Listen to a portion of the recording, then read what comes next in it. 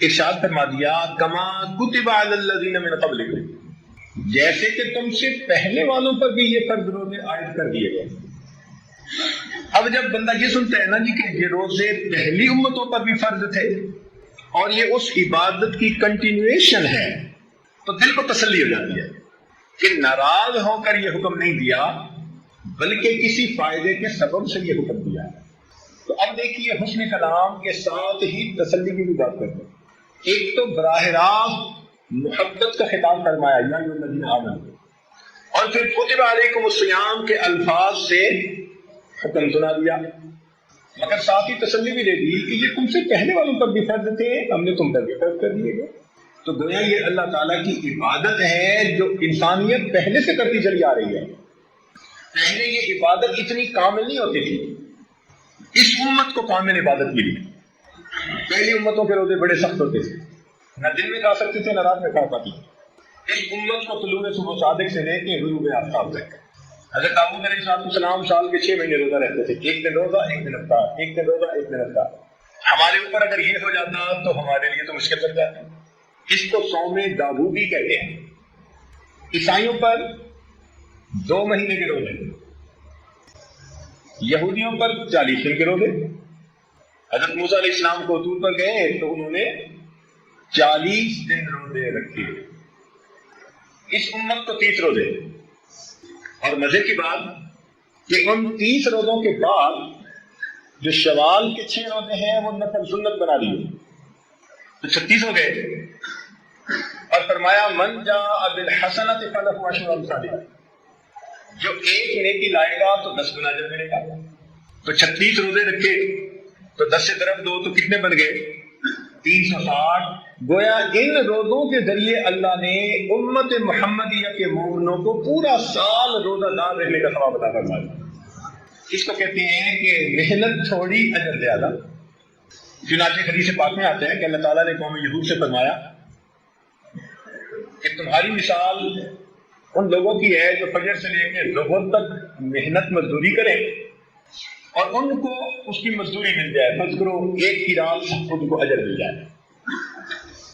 پھر قوم نصارہ کے بارے میں فرمایا کہ ان کی مثال ایسی کہ ظہر سے لے کے عصر تک محنت کریں، یہ تھوڑا وقت ہوتا ہے، اور ان کو بھی ایک کی رات ثواب مل جائے۔ اور فرمایا کہ اس امت کی مثال ایسی کہ عصر سے مغرب تک کا وقت تھوڑا ہوتا ہے، اتنی محنت کرو اور اس پر تمہیں 2 کی رات ثواب مل جائے۔ ایسا کیوں؟ کام تو سب نے کیا مگر کسی کو اجر زیادہ۔ آپ نے فیکٹریوں میں دیکھا ہوگا ایک مزدور اگر 8 گھنٹے کام کرتے ہیں نا تو اس کو تنخواہ ملتی ہے، لیکن 8 گھنٹے سے اوپر جب کام کرتے ہیں تو اس کو اوور ٹائم کہتے ہیں، پھر اس کو ڈبل پے مل جاتی ہے بڑی فیکٹریوں میں۔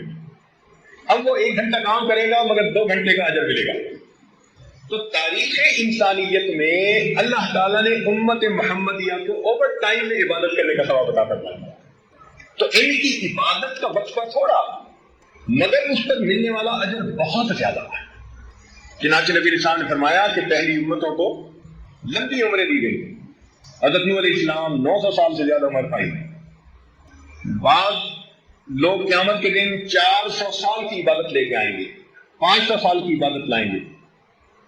ان کی عمریں لمبی ہوتی تھی، حتیٰ کہ کتابوں میں لکھا کہ ایک عورت نبی علیہ السلام کے پاس آئی اور کہنے لگی کہ اللہ تعالیٰ کے پیارے نبی صلی اللہ علیہ وسلم، میرے بچے بچپن لڑکپن میں فوت ہو جاتے ہیں، زندہ نہیں رہتے، تو کوئی مجھے دعا بتائے۔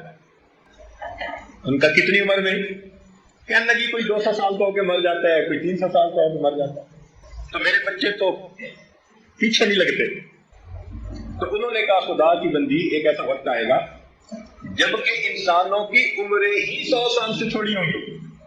وہ بڑی حیران ہو گئی اور حیران ہو کے پوچھنے لگی اچھا اے اللہ کے نبی، اگر ان کی عمریں ہی 100 سال سے چھوڑی ہوں گی تو کیا وہ بیاہ شادی کریں گے؟ انہوں نے فرمایا ہاں، وہ گھر بھی بنائیں گے، وہ بیاہ شادی بھی کریں گے۔ تو اس نے ٹھنڈی سانس لی۔ انہوں نے پوچھا کہ تم نے ٹھنڈی سانس کیوں لی؟ وہ کہنے لگی ٹھنڈی سانس اس لیے لی، اگر میں اس زمانے میں کبھی ہوتی نا جب عمریں ہی 100 سال سے چھوڑی ہوتی تو میں تو اتنا وقفہ ایک سجدے میں ہی گزار دیتی۔ تو اس امت کی عمریں چھوٹی ہیں۔ نبی اسلام نے فرمایا میری امت کی عمریں بین 70 و 60 60-70 کے درمیان، کیا مطلب اس کا؟ ایسا بھی ہوگا کہ بچہ پیدا ہوا اور فوت ہو گیا، اور ایسا بھی ہوگا کہ 100 سال سے اوپر جا کے فوت ہوگا، لیکن جب گراس ایوریج نکالیں گے نا، اوسط نکالیں گے، تو وہ 60-70 ہی بنے گی. اور آج کل تو آپ دیکھ ہی نہیں ہیں، یہی 60-70 کی اوسط ہی چل رہی ہے. تو صحابہ کرام کو اس بات پہ بڑا افسوس ہوا کہ پہلی امتوں کے لوگ 500 سال کی عبادتیں لائیں گے، اور ہماری تو عمریں چھوٹی ہیں، تو ہم تو ان کے مقابلے میں بہت تھوڑی عبادت لے کے آئیں گے. تو ان کے غم کو دیکھ کے پھر اللہ تعالیٰ نے وحی نازل فرما دی، جس میں فرمایا کہ اس امت کو اللہ تعالیٰ نے ایک ایسی رات عطا فرمائی کہ جس کی عبادت 1000 مہینوں کی عبادت سے بھی زیادہ فضیلت رکھتی ہے. وہ ليلۃ القدر ہے. تو اس امت کے ساتھ اللہ تعالیٰ کا بڑا رحمت کا معاملہ. حضرت علی اللہ نے فرمایا کرتے تھے کہ اگر اللہ تعالیٰ اس امت کو عذاب دینا چاہتے نا، دیکھیں نا دفتروں میں جو عملہ کام کرنے والا ہوتا ہے نا، وہ افسر کے موڈ سے اندازہ لگا لیتا ہے کہ یہ کام کرنے کا موڈ میں ہے یا نہیں. ان کو پتہ چل جاتا ہے کہ افسر نے تیرا کام کر دینا ہے اور افسر نے تیرا کام کوئی نہیں کرنا. وہ اس کے انداز سے، طور طریقے سے پتہ چل جاتا ہے کہ اس نے کرنا کیا ہے. تو اسی طرح اللہ رب العزت کا معاملہ کہ مومن کو پتہ چل گیا کہ اللہ تعالیٰ کا معاملہ اس امت کے بارے میں کیا ہے.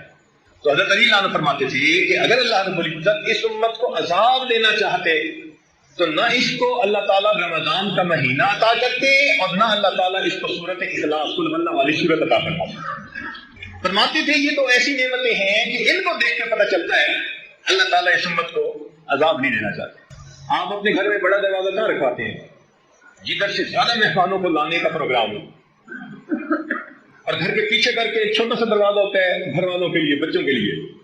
وہ چھوٹے دروازے سے آتے جاتے رہتے ہیں مستورہ. اور یہ مین گیٹ ہوتا ہے جہاں سے لوگ، مجمع، مہمان سب آتے ہیں. آگے مہمان خانہ بناتا ہے. تو دستور یہ ہے کہ زیادہ کیپیسٹی ادھر رکھی جاتی ہے جدھر زیادہ لوگوں کو لے جانا. اب دیکھیے قرآن مجید میں ہے کہ جہنم کے 7 دروازے، لا 7 ابواب، 7 دروازے، اور جنت کے حدیث پاک میں آتا ہے کہ 8 دروازے. تو جہنم میں 7 لائنیں لگیں گی جانے والوں کی، اور جنت میں 8 لائنیں. تو اس سے کیا پتہ چلتا ہے کہ اللہ تعالیٰ کا ارادہ بندوں کو عذاب لینے کا نہیں، ثواب لینے کا. بندو تم جاؤ، میں نے تمہارے لیے جنت بنائی ہے. اور رمضان المبارک میں تو اس کو بہت آسان بنا دیا، اتنا آسان کہ نہ پوچھو. چنانچہ حدیث پاک میں آتا ہے کہ جب رمضان مبارک آتا ہے اللہ تعالیٰ فرشتوں کو حکم دیتے ہیں کہ فرشتوں جاؤ اور جو بڑے بڑے سرکش شیاطین ہیں نا، ان سب کو جا کر تم قید کر دو، تاکہ میری امت محمدیہ کے روزے داروں کے روزوں کو خراب نہ کر سکے. جو سرغنے ہوتے ہیں نا شیطان، ان سب کو فرشتے باندھ دیتے ہیں. اس کا مطلب ہے کہ اگر رمضان میں بھی ہم نہیں سدھرتے تو پھر ہمارے لیے شتونگڑے ہی کافی ہیں. جو چھوٹے چھوٹے پھر رہے ہوتے ہیں نا، کچھ شیطان کی شکل میں، کچھ انسانوں کی شکل میں، ہمیں انہوں نے، وہ کہتے ہیں کہ شیطان کو کسی نے فارغ بیٹھے دیکھا، اس نے پوچھا او بدبخت تو تو پکا دشمن، تو فارغ کیسا؟ کہنے لگا اب انسانوں میں سے میرے نمائندے بہت سارے ہو گئے، اب مجھے ضرورت نہیں رہی. تو باقی بگڑا ہوا نفس جو ہوتا ہے نا، وہ شیطان سے بھی زیادہ بگڑا. تو دیکھیے کہ اس امت کو اللہ رب العزت نے الحمدللہ کس طرح رحمت فرمائی. اب ذرا غور کیجیے گا، شیطانوں کو اللہ تعالیٰ نے بدوا دیا. یہ تو ایسا ہی ہوا نا کہ اگر لڑائی ہو جائے دو بندوں کی تو پھر جس سے خود محبت ہوتی ہے وہ پھر دوسرے بندے کو پکڑنے کی کوشش کرتا ہے، اس کو پکڑ لو تاکہ یہ میرے اس پیارے کو کچھ تکلیف نہ پہنچا سکے. تو اللہ رب العزت نے بھی شیاطین کو تو بنوا دیا، چل بھائی تم تو ایک طرف ہو جاؤ. اور پھر امت محمدیہ کے اوپر روزوں کو فرض فرما دیا. اب روزوں کو فرض کرنے کے بعد دیکھو ہوا کیا، حکمت دیکھو. حدیث پاک میں آتا ہے کہ روزہ دار بندہ جب روزے کی حالت میں ہوتا ہے تو اس کے لیے دلوں کے اندر چیونٹیاں، ہوا کے اندر پرندے، اور سمندر کے پانی کے اندر مچھلیاں بھی مغفرت کی دعائیں کر رہی ہوتی ہیں. اب دیکھو مومن نے روزہ رکھا، اس کے لیے چیونٹیاں بھی دعائیں کر رہی ہیں، پرندے بھی دعائیں کر رہی ہیں، مچھلیاں بھی دعائیں کر رہی ہیں، ساری مخلوق کو دعاؤں میں لگا دیا.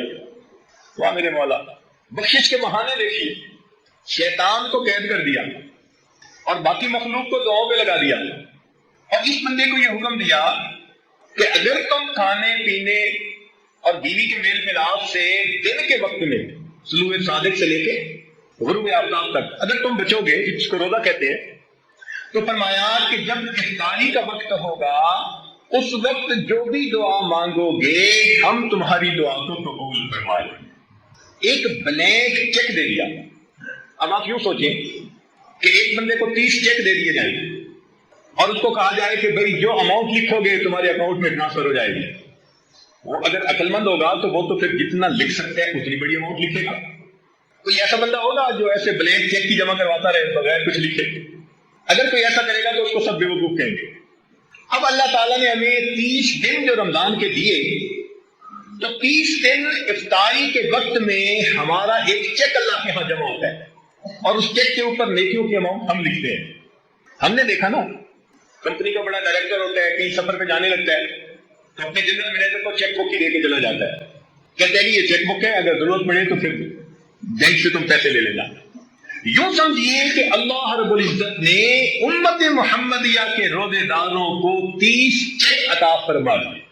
میرے بندو لکھو تم جو کہتے ہو۔ دیکھیں نا، ہم اپنے گھر کسی مزدور کو لے کے آئے، بات ذرا سمجھنے کی کوشش فرمائیں، اور وہ 8-7 گھنٹے کام کرے تو ہمارے اندر تھوڑی سی بھی خیر ہے نا، اگر تھوڑی سی بھی، ہمارا دل نہیں چاہے گا کہ ہم اس کو بغیر مزدوری دیے خالی جھڑک کے واپس بھیج دیں۔ حالانکہ ہمارے اندر حسد ہے، بغض ہے، کینہ ہے، تکبر ہے، کنجوسی ہے، 100 طرح کی بیماریاں ہیں، ہمارے وسائل بھی محدود ہیں۔ لیکن اگر الیکٹریشین تو لائے اور اس نے کام کیا تو ہم کہیں گے یار اگلے نے 8-7 گھنٹے کام کیا، اس کو دے کے بھیجو۔ 150 تو دے کے ہی بھیجیں گے، اور جو زیادہ امیر لوگ ہوں گے وہ پھر 150 طے نہیں کرتے، وہ کہتے ہیں بھی تم کام کر دو پھر ہم تمہیں انعام دے دیں گے۔ وہ 150 نہیں دیتے، وہ پھر کام کو دیکھ کے خوش ہو کے وہ 500 دیں گے یا 1000 دیں گے۔ اللہ رب العزت نے بھی یہی معاملہ کیا کہ میرے بندو روزہ تو آپ رکھو گے لیکن روزے کا اجر میں طے نہیں کرتا، میں تمہیں چیک بک دے دیتا ہوں، اب افطاری کے وقت جتنا تم چاہو مانگو گے میں پروردگار تمہاری دعا کو قبول کر دوں گا۔ یہ روزہ وہ مزدوری ہے کہ جس کی مزدوری منہ مانگی ملتی ہے بندے کو۔ اس لیے حدیث پاک میں آتا ہے افطاری کے وقت دعا قبول۔ حدیث پاک میں آتا ہے للصائم فرحتان، روزہ دار کے لیے 2 خوشیاں، فرحۃ عند الافطار، جب روزہ افطار کرتا ہے اس کو اللہ خوشی دیتے ہیں، اتنا دیتے ہیں کہ اس کا دل خوش ہو جاتا ہے۔ اب یہ مانگنا تو ہمارے اپنے اختیار میں ہے، جتنا مانگے۔ اچھا let me put it in another way، میں اسی بات کو اور انداز سے بات کرتا ہوں۔ اگر کوئی ولی آپ لوگوں کو بتائے بڑا قبولیت دعا کا وقت ہے، مانگو دعا قبول ہوگی، تو آپ کیسے مانگیں گے؟ 1 سیکنڈ بھی ضائع نہیں کریں گے، رو رو کے اپنے سارے مسئلے اللہ کے سامنے بیان کریں گے، مشکلات، پریشانیاں، اور کہیں گے اللہ بس میری یہ زندگی کو سنوار لیجیے۔ اب سوچئے اگر ایک ولی کے بتانے پر آپ اتنے شوق ذوق سے دعائیں مانگتے ہیں تو یہاں تو ولیوں کے سردار، انبیاء کے سردار، ملائکہ کے سردار، اللہ رب العزت کے پیارے محبوب صلی اللہ علیہ وسلم وہ فرما رہے ہیں کہ روزہ دار آدمی افطار کے وقت جو دعا مانگتا ہے اللہ تعالیٰ اس کی دعا کو قبول فرماتا ہے۔ اور ہمیں کیا چاہیے؟ یوں سمجھ لیں کہ اللہ تعالیٰ نے ہمیں پھر ایک موقع اور عطا فرمایا۔ جیسے بندے سے غلطی ہو جائے نا، وہ کہتے ہیں بس ایک چانس اور دے، بس یوں سمجھ لیں کہ اللہ تعالیٰ نے ہم پر رحمت فرمائی، ہمیں اپنی زندگی میں اپنی گناہوں کو بخشوانے کا ایک چانس اور عطا فرمایا۔ اب دیکھیے شیطان کو قید کر دیا، چیونٹیاں، پرندے، مچھلیاں سب کو بندے کی دعاؤں پہ لگا دیا، بندے کو بتا دیا تم جو مانگو گے تمہاری دعا قبول کر لیں گے۔ اس سے کیا پتہ چلتا ہے کہ اللہ تعالیٰ کا ارادہ خیر کا ہے، وہ بخشنے کے بہانے بنا رہے ہیں۔ اب اتنا کچھ کرنے کے باوجود بھی اگر کوئی نہ مانگے تو پھر غصہ آتا ہے کہ نہیں آتا؟ کیوں جی؟ جب اتنا کسی کو موقع دیا جائے اور وہ پھر بھی غفلت کا اظہار کرے تو پھر غصہ بھی بڑا آتا ہے۔ اب ذرا میری ایک بات کو توجہ سے سننا، میں بات مکمل کرنے لگا ہوں۔ ماں کے اندر اللہ نے شفقت رکھی ہوتی ہے، محبت رکھی ہوتی ہے۔ بچے بدتمیزی کر لیں، بے ادبی کر لیں، ماں کا دل دکھا دیں، ماں پریشان ہو جائے گی، رو لے گی، بد دعا نہیں دے گی، بیٹی کو بد دعا کبھی نہیں دے گی۔ کیوں؟ اس محبت کی وجہ سے، اس محبت کی وجہ سے جو ماں کے دل میں ہے، اس کا دل ہی نہیں چاہتا کہ وہ بد دعا دے۔ اور اگر کوئی اس کے سامنے اس کے بچے کو بد دعا دے تو ماں سن کے برداشت نہیں کرے گی، خود ناراض ہے، خود خفا ہے، مگر بچے کی بد دعا برداشت نہیں کر سکے گی، کہے گی آپ نے میرے بیٹے کو بد دعا دی ہی کیوں؟ کیا ایسے دستور ہے نا؟ اگر ایسا دستور ہے تو ذرا توجہ سے سنیے، حدیث پاک میں آتا ہے کہ نبی علیہ السلام ممبر سے نیچے تشریف لا رہے تھے، آپ نے آمین کہی۔ میں پوری حدیث پاک کا تھوڑا سا حصہ جو مضمون سے متعلق ہے وہ عرض کر رہا ہوں۔ صحابہ کرام نے پوچھا اللہ کے نبی آج آپ نے یہ کیا فرمایا؟ تو فرمایا جب میں نے قدم رکھا تو جبرائیل امین میرے پاس آئے اور انہوں نے بد دعا دی، بعودا، برباد ہو جائے وہ شخص جس نے رمضان کا مہینہ پایا اور اپنی بخشش نہ کروائی۔ اب یہ بد دعا کس نے دی؟ جبرائیل علیہ السلام۔ اور یہ بھی ذہن میں رکھیں کہ فرشتے کوئی کام خود نہیں کرتے، قرآن مجید میں ہے لا یعصون اللہ ما امرهم ویفعلون ما یؤمرون، کوئی کام خود نہیں کرتے، وہی کرتے ہیں جو پروردگار کا حکم ہوتا ہے۔ اس کا مطلب ہے کہ جبرائیل علیہ السلام آئے نہیں، بھیجے گئے تھے اللہ تعالیٰ کی طرف سے۔ انہوں نے آ کے یہ بد دعا دی، برباد ہو جائے وہ شخص جس نے رمضان کا مہینہ پایا اور اس نے اپنی بخشش نہ کروائی۔ اب اس بد دعا کو سن کے نبی علیہ السلام کو امت کے اوپر کتنی شفقت تھی، رات کو سجدے میں اتنا روتے تھے، غار میں روتے تھے، دعائیں مانگتے تھے، اتنی امت کے اوپر شفقت تھی، رحمت تھی۔ اگر آپ بد دعا سنتے تو آپ تو سن کے تو فوراً کہتے کہ جبرائیل بد دعا میری امت کے لیے کیوں کر رہے ہو، مگر نہیں۔ حدیث پاک میں آتا ہے کہ جبرائیل علیہ السلام نے بد دعا دی اور نبی علیہ السلام نے فرمایا آمین۔ اب ذرا سمجھیے گا کہ اتنا تو رمضان میں غافل بندہ غفلت کا ارتکاب کرتا ہے کہ اللہ تعالیٰ نے بخشش کی انتہا کر دی۔ میرے بندے، میں شیطانوں کو بدوا رہا ہوں، میں تمہارے لیے پرندوں کو، مچھلیوں کو دعاؤں پہ لگا رہا ہوں، اور میں تمہیں اختیار دے رہا ہوں، جو روزہ رکھ کے مانگو گے میں تمہیں دوں گا۔ پھر بھی اگر تم میری طرف متوجہ نہیں ہوتے تو اس کا مطلب ہے تم بدبخت ہو پرلے درجے کے، پھر تمہاری بدبختی میں کوئی شک نہیں۔ اب جبرائیل علیہ السلام نے آ کے کہہ دیا برباد ہو جائے وہ شخص جس نے رمضان کا مہینہ پایا اور اپنی مغفرت نہ کروائی، اور اللہ کے محبوب صلی اللہ علیہ وسلم نے آمین کہہ کر اس پر سٹیمپ کر دی، مہر لگا۔ تو رمضان کے بعد کا دن یا تو ہمارے لیے عید ہوگا یا ہمارے لیے وعید ہوگا۔ عید کا مطلب ہوتا ہے خوشی کا دن، اور وعید ہوتا ہے بندے کے لیے سزا کا دن۔ جن کی تو بخشش ہو گئی ان کی تو عید ہوگی، اور جن کی بخشش نہ ہوئی ان کے لیے وعید ہوگی۔ اب یہ رمضان ایک نیک بندے اور غافل بندے کے درمیان الگ علیحدگی کرنے کے لیے آیا ہے۔ کچھ وہ ہیں جو اس مہینے میں زندگی کو بدلیں گے، حقوق العباد پورے کریں گے، حقوق اللہ پورے کریں گے، پچھلے گناہوں کی معافی مانگیں گے، زندگی کے رخ کو بدل لیں گے۔ یہ ہوں گے جو اللہ کی رحمتوں سے حصہ پانے والے ہوں گے۔ اور کچھ ایسے بھی ہوں گے کہ جو زندگی کی روٹین تھی وہ وہی رکھیں گے، اللہ تعالیٰ کو محتاج نہیں کسی کے۔ ایسے لوگ اپنی پیشانی پہ بدبختی کی مہر لگوا دیں، اپنے جہنم میں جانے کا راستہ ہموار کر دیں۔ لہذا رمضان مبارک کے اس مہینے میں ہمیں اپنی زندگی کے بارے میں فکر مند ہونا چاہیے۔ اللہ رب العزت جب کام کرنے پہ آمادہ ہیں، بخشش پہ آمادہ ہیں، تو ہمیں اپنی بخشش کروانی چاہیے، اہتمام سے روزہ رکھیں اور اس کے آداب اور شرائط کو پورا کرنے کی کوشش کریں، عبادت کریں اور اپنے اللہ سے خوب مانگیں۔ یہ مانگنے کا مہینہ، بخشش کا مہینہ، اللہ تعالیٰ کی طرف سے عطا کا مہینہ ہے۔ آپ نے دیکھا ہوگا کہ دنیا میں سیل لگ جاتی ہے، جوتوں کی سیل، کپڑے کی سیل، فلاں چیز کی سیل، کوئی اس کا نام رکھتا ہے لوٹ سیل، کوئی نام رکھتا ہے میگا سیل. یہ سیل کیا بنا ہے بھائی کہ جب مال نکالنا ہو نا، پھر ہم اپنا مال نکالنا چاہتے ہیں پچھلے سیزن کا، سیل لگا دی، بڑی قیمتی چیزیں تھوڑی سی قیمت پہ نکال دیتے، کہتے ہیں اٹھا کے لے جاؤ لے جاؤ.